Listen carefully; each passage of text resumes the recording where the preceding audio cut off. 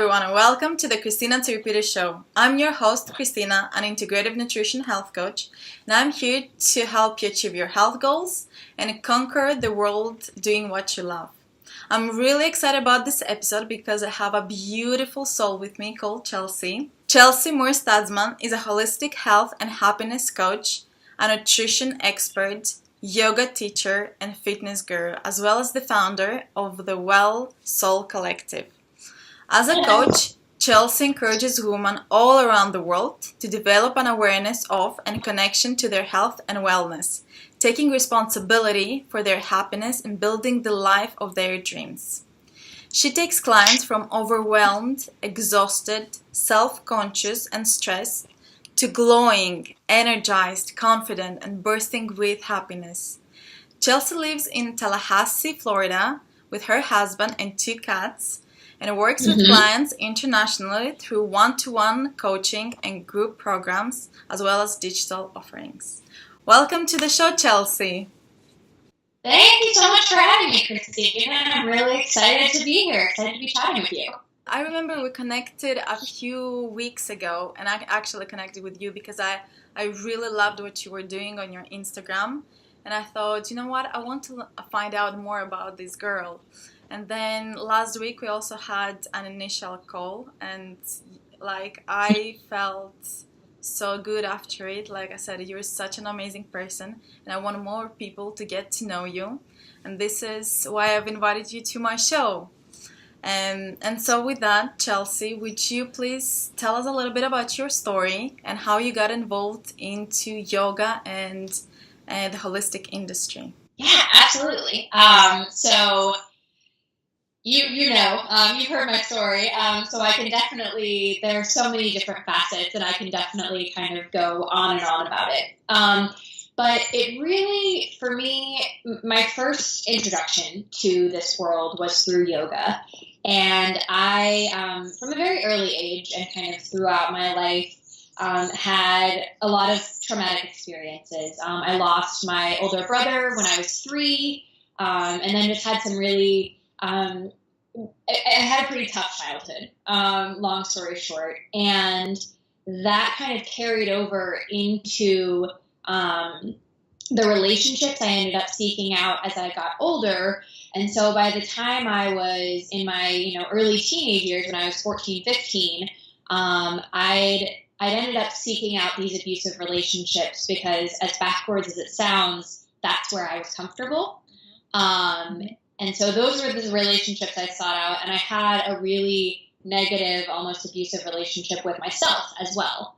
And so then when I was 15, in spite of all of that stuff going on, I had a lot of other areas of my life that were really successful. I did well in school, and I was well-spoken, and I had friends, and I spent my summers doing cool internships and traveling. So from the outside, it looked like everything was roses and everything was great. But I was 15 and I was living in New York City in Manhattan doing an internship.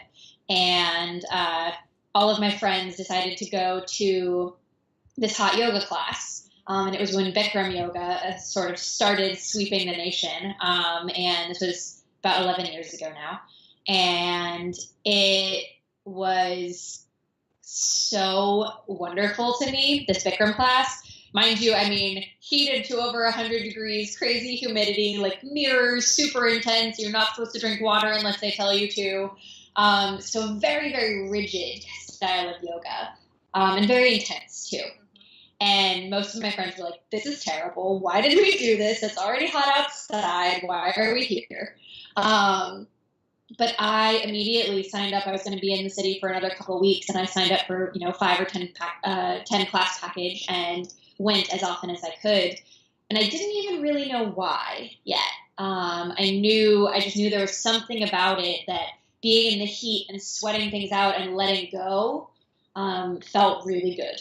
So that was it. And that's all the thought I put into it at that moment. And from there, I went home to Tallahassee and found the incredible studio one of the studios where I teach and where I got certified to teach, called Journeys in Yoga. And they offered hot classes, and I started there, and then I experimented with other classes. And as I expanded my repertoire of classes that I was taking, I started, it was like I started to expand the awareness that I had of my mind-body connection. And so I started to get a sense of like, okay, I think there's stuff kind of stored in here that is getting activated and released when I'm going through yoga. And I remember there was one class in particular, and God knows how long ago it was, but the instructor, the owner of the studio, was talking about twists and how they help us kind of wring out the spine. And she said something about, imagine wringing out any stress as you're in this twist and letting it go, wringing out any past trauma, anything you're holding on to, and with the exhale, letting it go. And it changed my world, that little sentence, because that's where it clicked that, oh, that's why I love this, because there's stuff I've been holding on to since I was 3 years old that I might not even remember. I don't maybe it's work stress, maybe it's from last week or last year or 10 years ago, but there's stuff I'm still holding on to that's still causing me pain and anxiety and suffering. So from there, when I first had that realization, I kept going for very, very religiously for a couple weeks. But then I fell off the wagon because it can get scary. And the first time I cried on my yoga mat in a public class, I was like, whoa, this is a lot. Can people see me? What's going on? And so I definitely had some periods where I kind of went from dark to light periods. So I was really into it, and I figured out kind of what yoga was doing for me. And then it got to be too much. So I took a step back. And over a couple of years from probably, through high school and into early college, I kept that sort of do it for a while, and then I'm going to back out. And then I'm going to do it, I'm going to back out. And I experimented with different styles. And around the time, shortly before I graduated college, I decided I wanted to certify to become a teacher. But timing didn't work out, and I was about to move. I moved back to New York. Then when I finally, about a year later, came back to Tallahassee, timing was right, and they had opened up applications. So a couple months after I moved back, I applied to certify because at that point, it had become a consistent practice for me and something that I was confident enough to kind of practice at home. So even if I only had 5 minutes, 10 minutes, I could do it by myself. And I wanted to share that gift of release with and of body healing, of somatic healing with as many people as possible. So I applied, got certified, and now I'm teaching there, which was really fantastic. And throughout my teacher training curriculum, we studied a lot of different pieces. We studied philosophy and Ayurveda and other different body-based healing modalities and all sorts of things. And that's kind of when the seed was planted of creating a career that includes yoga, but is really about a holistic picture. And yoga is a holistic practice. It's not just about the body. So from there, I got certified, started teaching, and I was working in public relations, and early on in my life, I was good at it. It looked like it was great, and I should be super happy, but I wasn't fulfilled. It wasn't lighting me up. And so a couple of years ago now, in late 2015, I had gotten into this really amazing fitness routine with one of my dear friends, going to a boutique fitness studio. And from there had started my own journey about okay, my body's feeling really good. I have the yoga, I have the fitness. What about food now? Because I've been a vegetarian I've been a vegetarian for 15 years now. But I've been a vegetarian for a long time. I wasn't always healthy.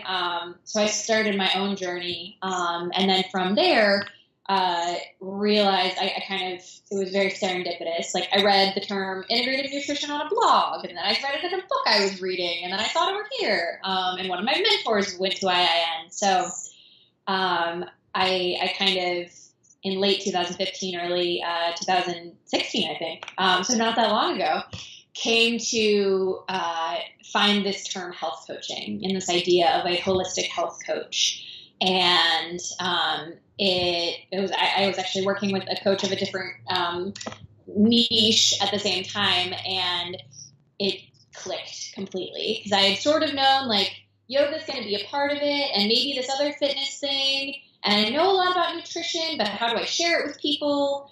And so when I found that term, integrative nutrition health coach, I just immediately lit up. I was like, that's the thing. That's what I'm meant to do. So I Googled it, found the Institute for Integrative Nutrition, and shortly thereafter decided to get certified and started my practice, and there we go. Haven't looked back since. Wow. And you know what? I think I mentioned it the last time as well. I like the fact that you put the question out there. So you said, okay, what about nutrition? And then everything started to fall into place. And you then discovered, and you are now a health coach, which is incredible. Yeah. Another thing that I think one of the reasons that I contacted you, and after our discussion last week, I think you're the best person for the discussion we're doing today, which is how our emotions link to our body parts. Would you explain that a little bit, giving some examples as well? So when we, especially in the West, when we experience stress and emotion and trauma, it's our bodies, and our bodies have natural physiological responses. And a lot of those responses are designed to get those emotions and trauma out of our body. So the adrenaline picks up when you have some kind of stressful or traumatic event. And in the West, we have conditioned ourselves to avoid and to stuff away, and kind of modern society in general, to stuff away the things that help us release those. So literally shaking it off. Think about after a car accident or a near miss, you shake, you physically shake, right? But doing that in a work meeting doesn't really work so well. Or when something happens that's uncomfortable in public, we stifle it, or crying, or yelling, or talking about it. Whatever it is, we have such a tendency to not let ourselves get that release when we experience something. It could be as small, quote unquote, as getting frustrated in traffic. That lets adrenaline go in your body, or a stressful work meeting, whatever it is, or something as serious as a really egregious trauma. And so because of that, these emotions and these feelings get trapped in places in our bodies, which then leads to knots in our body. It can lead to physical ailments or illnesses. And it can lead to you getting triggered down the line if you have a feeling that reminds you of the same thing, or if you have something that's stored in your hips, and you are stretching out your hips, or something happens and you get hit in the hip, whatever it is, those feelings can keep sucking you back into that negativity, and are really a drain on you when they're stuck in the body. Yeah. That makes absolute sense. So how can we use then our body? What's the best way of using our body to release those emotions, even if we don't know that we have them? Like, because you're right, we go through life, we're trying to be strong without expressing our feelings, without giving it a chance to let those go, to let those feelings go, and then they're attached to our body. So what's the best way of using our body to release them, even if we don't know what those feelings are? And I think that's the first step. So yoga is great. But I think the first step, and the reason that yoga is so great, is to start to build back up the mind-body connection that so many of us have lost. Because that's part of the reason why so many of us don't even know what's going on in our bodies or what emotions there are, is because our society has become so cerebral. We're all up in our heads all the time and thinking like, oh, what did that person mean when they said that? What did that person, why'd they look at me like that? Why haven't they responded to my text yet? Whatever it is. We're so up in our own heads that there's no connection to what's happening in here. Unless there's something extreme like pain or illness. And even still, it's like, why am I sick? I don't know. And we have no connection to it. So the practice of yoga and then also meditation and breath work, which in yoga we call pranayama, are great ways to build that mind-body connection back up so that you can start to identify if you're feeling stress coming on. If you're someone who struggles with anxiety or panic attacks and you're feeling that coming on, think about where you feel it in the body. So for me, when I have anxiety, a lot of times it's in my chest, as well as down in my stomach. And you know that kind of pit of anxiety or stress that comes up. Start to identify that and think about what happened in your surroundings to cause that. And that'll start to help you figure out where you're storing things, what triggers you, and help build that mind-body connection so you can start to release it. And then yoga, the actual movement, is a great way. Once you have built that mind-body connection and can kind of tune into what's going on and where you need to release, then you can start to seek out yoga poses that will help you do so. So some big areas are the heart and the back, as well as the hips. And so once you have that sort of mind-body connection through working with the breath and moving the body, it allows you to start to send the breath into those places of tension and start to release them. I see. That's very interesting, actually. So would you recommend someone keep like a diary so they know exactly how emotions connect, or what type of emotions connect to their body parts? Just keep that like as a record so they know how to deal then with those emotions, yeah? Absolutely. Yeah, it's especially if you have a regular yoga practice or start one, or meditation, I think that writing down the things, the thoughts that pop up for you or the feelings or whatever it is definitely a great way to start to build up that connection so that you can figure out, you don't have to know exactly what you're releasing, but you kind of need to know, you need to know the game you're playing. You don't have to know what specific play it is that you're playing, if that makes sense. It does make sense. So what should one expect when those emotions are released? What should we expect? So, is there something that is normal or something that's considered not normal? I'm not sure if we can say that. So in terms of normal versus not normal, not really, but I will say that one of the benefits of this kind of body-based or somatic healing is that you don't have to necessarily, the goal isn't necessarily to know exactly what you're healing from and know exactly what you're releasing, because sometimes that can lead you to relive it, right? Okay. And so the goal is to simply be able to identify sensations in the body and tightness and emotions and use the breath and practices like yoga and that movement to help let it go from the body. So that might mean you can expect maybe heat, so kind of heat in whatever body part you're working. Sometimes like little twitches or kind of feeling kind of muscle spasms can happen. Not in a way that's painful, but just in a way of like, there's something going on there. There's something kind of working its way out. And then a lot of times you can expect sort of to feel whatever emotion it is. And that's the part where it's really important to use that mind-body connection and only go as far as you're comfortable. Because yoga doesn't replace the work of a therapist or other healer or something like that. So if there's something that you feel like is too much, then it's okay to back out and take a child's pose and take a couple deep breaths and just return back to the present moment, and sort of set that release aside, because you don't have to do it all at once.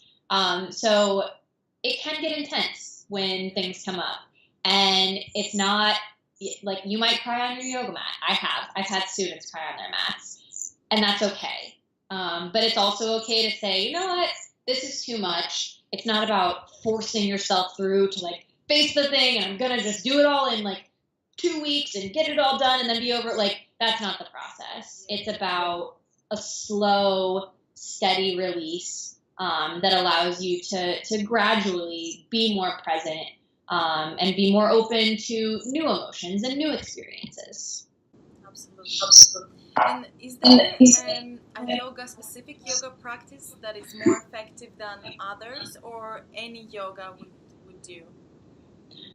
Pretty much any yoga will do, and really any kind of intentional movement where, so a lot of, like hardcore spin classes or HIIT classes, they're not as focused on the mind-body connection. So those movements can be helpful, but any kind of, if there's an intuitive dance or any yoga practice, all of those are great. I will say that yin yoga which is a slower style that you essentially get into poses and use props like blocks and blankets and straps to hold yourself in those shapes for several minutes at a time. And so because that practice is slower and gives you a lot of time to be very in your body with sensations and in your mind, because you're sitting in a pose for 3 minutes or 5 minutes or 7 minutes, that one definitely, I think, is more likely to bring up some emotional release than some more fast-paced practices, but really any yoga will do. Mm-hmm. Okay, that sounds good. And I think we discussed about it last week as well. So we do not practice a lot of self-love, or we do not love ourselves as much as we used to, because we're living alone, we're trying to be strong, and we're not releasing those emotions. So we don't really practice loving ourselves. And I think we also don't understand, okay, is this right to love ourselves or not? What would be your recommendation to bring more love into our life through yoga or other practices? Oh, man, so many things. Yoga is definitely one of my biggest self-care practices and self-love practices. At the end of every one of my practices and every one of my classes, I have myself or my students just laying on the back, hug their knees into their chest and give themselves a hug. So like drawing your knees up to your chest. I'm sitting in a chair right now, but draw your knees up to your chest and give yourself a hug, and taking a couple breaths, just maybe 3 to 5 cycles of breath there, to think to yourself some kind of affirming mantra, and send out, tell yourself, I love my body, I love myself. Yeah. And think about in the cases of what yoga practice, think about all the things your incredible body just allowed you to do at the end of a practice, right? And sending out love and gratitude for those specific things. Like, man, I didn't know that my body could do that. I had a student the other day tell me, like, I didn't know that my body could do so many of those things. And that is such a cool experience. Yeah. And it's so important to take those moments to appreciate your body. And whether out loud, if you're alone and you're comfortable with it, like, talk to yourself, be like, damn, that was really cool. Thanks. Like, thanks, hips, for being that open, whatever it is. And embrace that sometimes it's going to feel silly, and that's okay. It's okay. And then I think that in terms of specific yoga postures, that anything that is heart opening it makes sense, right? Opening your heart to love is really, really good.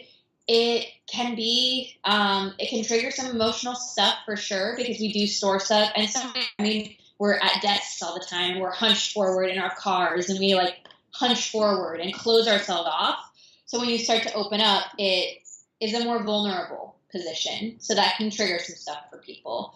But back bends, supported back bends are really, really great. Even if you're kind of at your desk, sitting upright, bringing your arms kind of out, we call these goddess arms, and starting to pull the elbows back behind you, maybe lifting the gaze up toward the ceiling, is a really gentle heart opener and a great way. Take 5 breaths right there. Maybe start before you get out of bed, sit up and do that.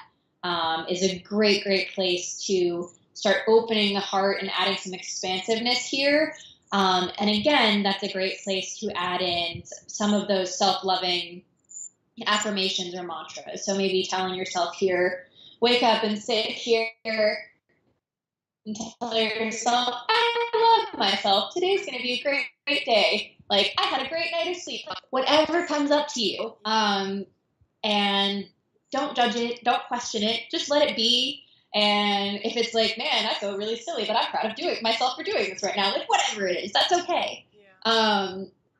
So those are really, really big. And then I think the other important thing, because it's so true that right now we are in an age where so many people are filled with feelings of not being good enough and thinking that they'll never be good enough in any area of their life. And that really sucks us down. But there has been an equally powerful response these days, especially in the holistic community, of like, we've got to love ourselves. Come on, we've got to do the things. And you have to do meditation and yoga and drink green juices and treat your body right and all these things. And oh my God, can it get overwhelming? I have so many of my clients who come to me saying like, well, I'm meditating and I'm doing this and I'm doing this and I'm journaling and I have my gratitude lists. I'm like, stop, pause. Which of those things do you like? Which one of those feel like loving yourself?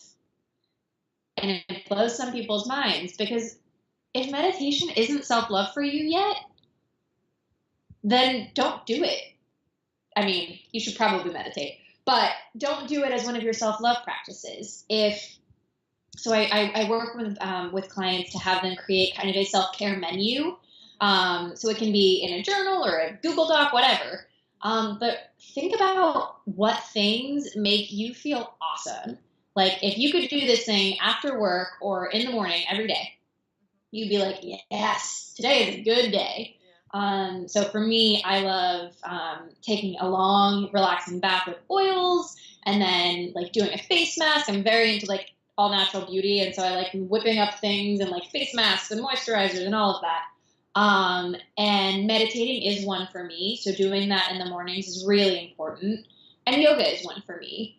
But for some of my clients, it's they love being outside and getting that grounding presence outside. So going outside for a walk, or taking some time to turn off their computer and turn off their phone at the end of the night and just do no technology.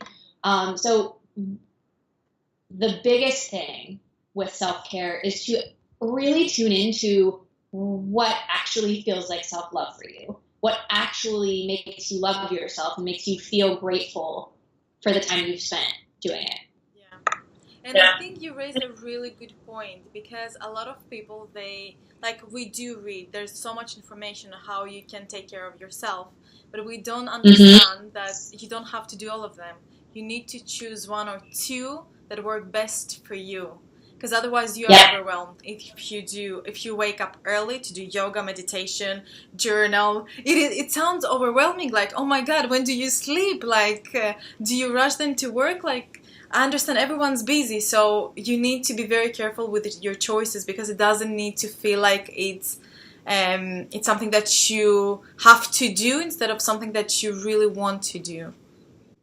Yeah, that's a really absolutely. Good point. You also mentioned while sitting on our desk how to open up our heart, and this is something that I do want to bring up, because now our life is sedentary. So we're sitting for hours in front of laptop, and exactly as you said, crouching and looking at a screen. So what would you recommend? Maybe like quick stretches that we can do in order to distress ourselves, because work can get very overwhelming, especially if we're busy, we have lots of work. So how can we just take a moment, either breathe or do a stretch that will ground us, bring us back to where we are, and just make us more productive during the day? Absolutely. So I think that little heart opener is definitely a good one. So kind of coming into goddess arms and just opening up here and taking 3 to 5 deep breaths. In yoga, and generally you want to be breathing in and out the nose and making your breath come all the way into the belly. And so that's another thing, is using it's so simple, so deceptively simple, a yoga pose, but that pranayama, that breath work, is critical for stress relief. So even sitting at your desk, so sitting upright, maybe letting your back come away from whatever chair or cushion you've got so that you're holding your own spine up tall, rolling the shoulders up, back, and down, letting the palms come to rest on the lap, both feet grounded on the floor, and closing the eyes and taking 5 to 10, if you have time, deep rounds of breath, maybe even inviting a count to it. So I like, we call it a 4-7 breath, which means an inhale to a count of 4 and an exhale to a count of 7. Very simple. So inhaling through the nose to a count of 4, then maybe a little pause at the top, and then exhale through the nose for a count of 7. Breathing all the way into the belly and releasing it all the way out, feeling the feet grounded in the floor. And if you can take even 5 breaths like that, it works. It actually, like, scientifically, it's shown that that kind of breathing has neurological effects on your brain and activates the parasympathetic nervous system, which is responsible for rest and digestion and relaxation. So that is huge. So maybe doing that, then adding the back bend. And then I love when we're sitting all of the time, hip openers are super important, especially for the front, the fronts of the thighs, so our hip flexors. So I love a low lunge if you have space.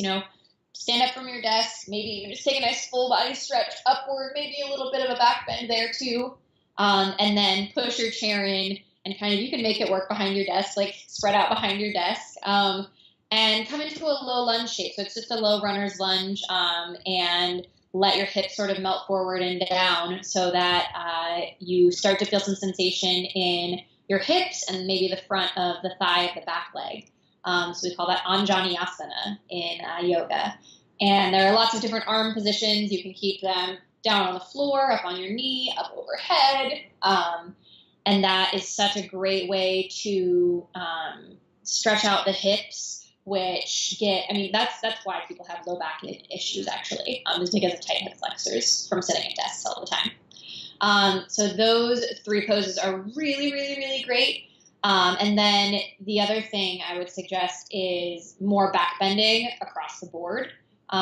So we have a couple of my favorites are camel pose, or half camel.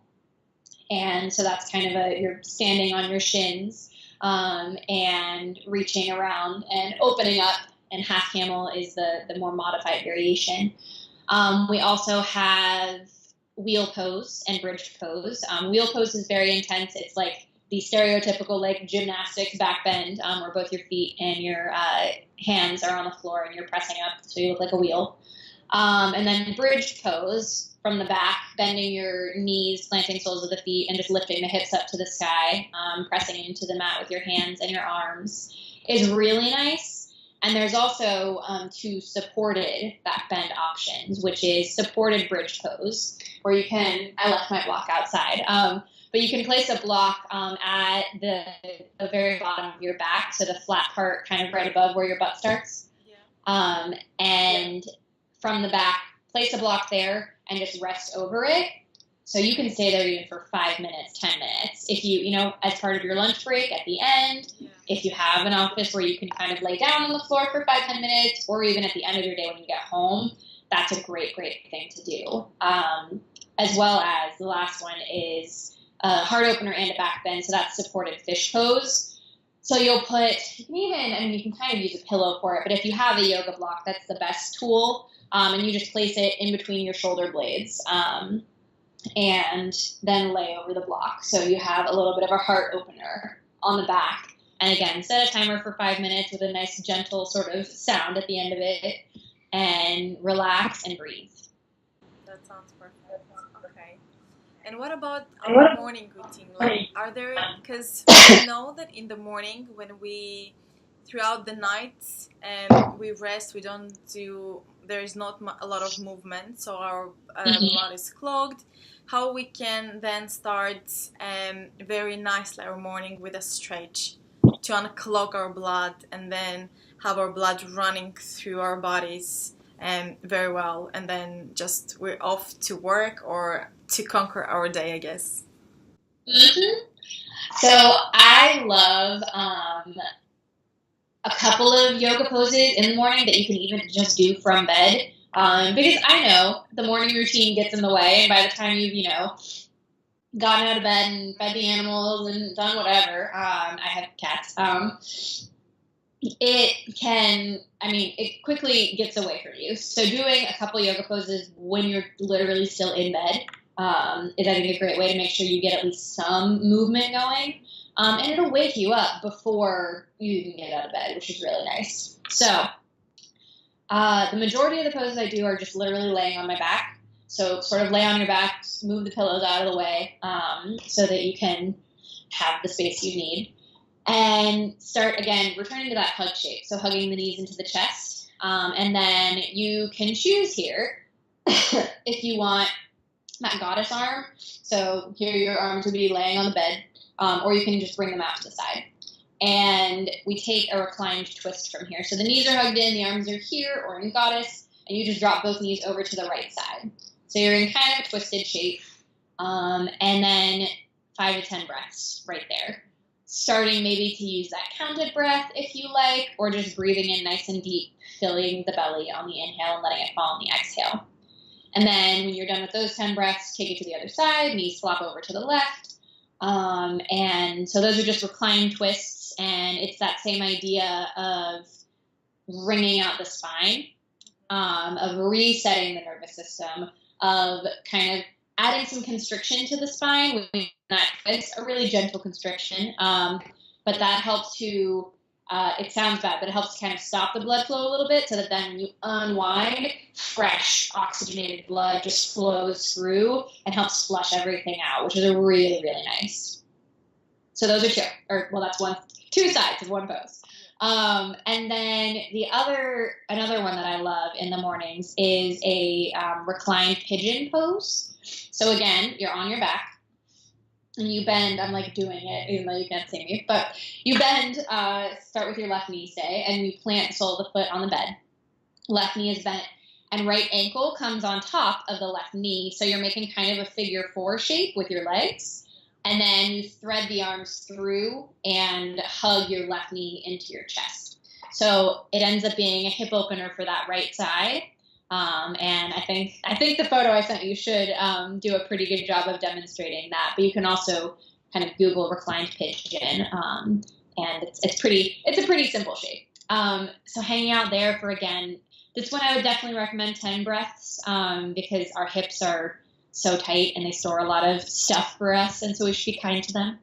And then switching the other side. So right knee bent, left ankle atop right knee, and then hugging the whole shape in if that's comfy for you. So that gets us the spine, the hips, and then getting into the backs of the legs is super simple. So in this case, you would have your right knee bent here. So your right knee would bend, and then you just reach up and grab for your left leg. Just grab for your left leg and kind of stretch it, pull it into your body. So straightening the left leg and finding some sensation in maybe the left calf, the left hamstring. You can keep it bent because it's the morning, so be gentle. Like, don't kill yourself trying to pull your leg to your face. You don't need to do that. It doesn't bring enlightenment. It doesn't.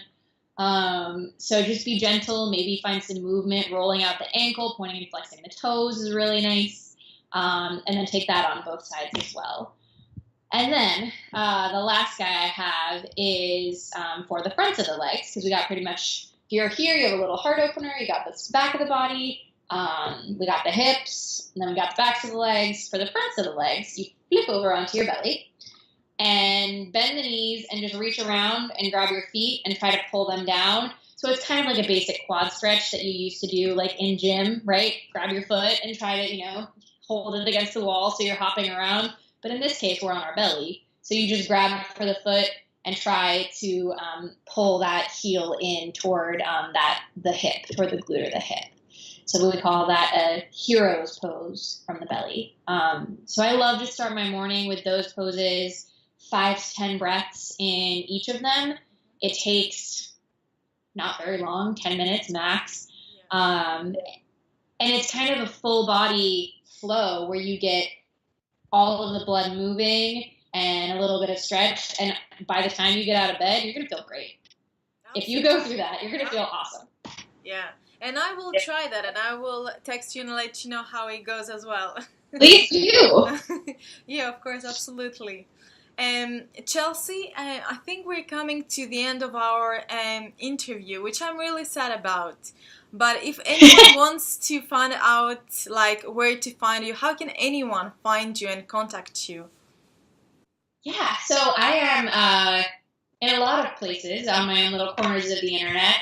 So as you mentioned, I founded the Well Soul Collective, which is my yoga and holistic coaching practice. So that is at www.wellsoul.co. And then I'm on Instagram and Facebook at Well Soul Co. We have an awesome Facebook community that is a free group. That's a private community where I post inspiration and advice and sometimes live yoga flows or videos, all of that good stuff. And they can also always email me if people have specific questions at info@wellsoul.com. That sounds amazing. So Chelsea, I want to take some time to appreciate you, and I do appreciate that you took the time to do this interview and get the people to know more about what you do and also how to improve their life. And I think that was really important. And like I said in the beginning of this video, you're such a beautiful soul that I was really privileged to get to know and to interview. And thank you so much. You are so welcome. I'm so glad that you reached out. I'm so grateful to the internet and everything for connecting us and for all these kind of connections. It's such a joy to get to chat with you. Yeah, absolutely. Thank you.